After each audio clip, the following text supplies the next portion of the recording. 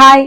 எனக்கு போர்ஸ் எல்லாம் ரொம்ப பெருசா தெரியுது. என் ஃபேஸ் ரொம்ப அசிங்கமா இருக்குன்னு யோசிச்சுட்டு இருந்தீங்கன்னா, இந்த வீடியோவ ஸ்கிப் பண்ணாம பாருங்க. போர்ஸ் எதனால வருதுன்னு பார்த்தீங்கன்னா, இத நம்ம ஸ்ட்ராபெர்ரி ஸ்கின்னுன்னு சொல்லுவோம். எப்படி ஸ்ட்ராபெர்ரியில புள்ளி புள்ளியா இருக்கும், அந்த மாரி நம்ம ஃபேஸ் ஃபுல்லா போர்ஸ் பெருசாகி அந்த மாரி தெரியும். அதனால தான் இது ஸ்ட்ராபெர்ரி ஸ்கின்னுன்னு நம்ம சொல்றோம். இது எதனால வருதுன்னு பார்த்தீங்கன்னா, ஆயில் செக்ரீஷன் அதிகமா நம்ம ஃபேஸ்ல இருந்துச்சுன்னா, இந்த போர்ஸ் வந்து பெருசாகும். அது மட்டும் இல்லாம டெட் ஸ்கின் இருக்கிறதுனால, நம்ம ஸ்கின்ன வந்து நம்ம கிளீனா வச்சுக்காததுனால, அந்த போர்ஸ் வர்றதுக்கு வாய்ப்பு இருக்கு. இது மட்டும் இல்லாம ஏஜ் ஆனதுனால கொலாஜன் ப்ரொடக்ஷன் ஆட்டோமேட்டிக்கா ரெட்யூஸ் ஆகும். அதனால கூட இந்த போர்ஸ் வர்றதுக்கு வாய்ப்பு இருக்கு. இதுக்கு என்ன பண்ணலான்னு இப்ப நான் சொல்றேன், நோட் பண்ணிக்கோங்க.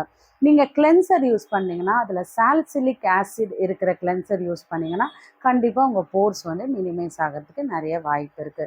அது மட்டும் இல்லாம 10% நியாசினமைட் சீரம் நீங்க எடுக்கும்போது, இந்த இந்த ஆயில் செக்ரீஷன் கொஞ்சம் கம்மியாகி உங்களுக்கு போர்ஸுக்கு ஹெல்ப் பண்ணும். அது மட்டும் இல்லாம ரெட்டினாய்ட் கிரீம் நீங்க யூஸ் பண்ணும்போது கூட, உங்க கொலாஜன் ப்ரொடக்ஷன் அதிகமாகி, உங்களுக்கு வந்து அந்த போர்ஸ் மினிமைஸ் ஆகறதுக்கு நெறைய ஹெல்ப் பண்ணும். இது மட்டும் இல்லாம ஃபேஸை நீங்க கிளீன் பண்ணணும்னா, கண்டிப்பா நீங்க பார்லர் சர்வீஸ் எடுக்கணும்.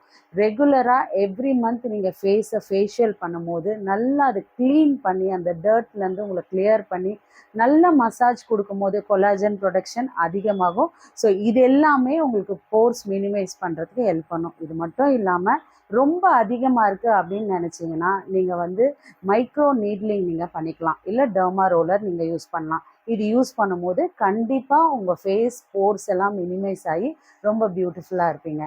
இந்த மாதிரி டிப்ஸ் உங்களுக்கு பிடிச்சிருந்ததுன்னா என் சேனலை ஃபாலோ பண்ண மறந்துடாதீங்க. பை.